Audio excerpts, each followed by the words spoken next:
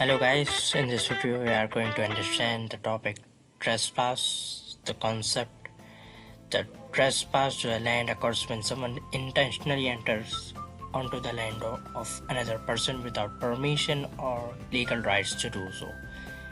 Now we are going to see some points and examples. First one is intent. The trespasser must have intended to enter the land accidentally and originally doesn't constitute a trespass, but repeated accidental issued might they are negligent.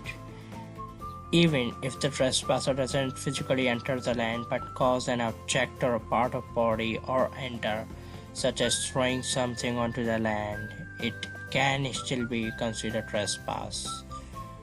Moving forward, now we have to see this topic through the cases.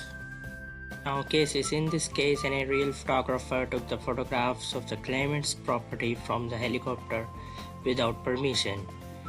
It's very important, without permission, because sometimes the claimants give the permission. There are some exceptional or defenses are in the concept of trespass. We will see later. Moving forward, the court held that this constitutes trespass to a land even though the photographer didn't physically enter the property. The second case, here the employees of the defendant entered to the plaintiff property to distribute advertising pamphlets. This was held to be trespass to land because it involved unauthorized entry onto the plaintiff's property. Moving forward, this is another case, Cockburn vs. Alexander, 1970. Here the defendant entered the plaintiff's lands to recover his escaped horse. The court held that this constitutes a trespass to land because the defendant had entered without the plaintiff's permission. Moving forward to defenses. The first defense in the trespass is consent. It's very simple. The second is necessities. As we can see in this case, that during the severe flood, the defendant enters the plaintiff's land without the permission to lay pipes to pump water away from their own property to prevent extensive flood damage.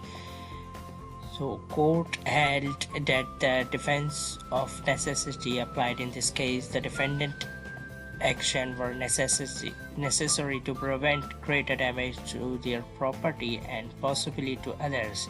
Therefore, their trespass onto the plaintiff's land was justified under the principle of necessity. Moving forward, another defense is the public duty. As we can see in this case, the police officer entered the plaintiff's property without permission in order to capture a suspect who had fled into the premises. The court held that the police officers were acting in the performance of their public duty to apprehend a criminal suspect. Therefore, their entry into the plaintiff's property, although technically a trespass, was justified under the defense of public duty.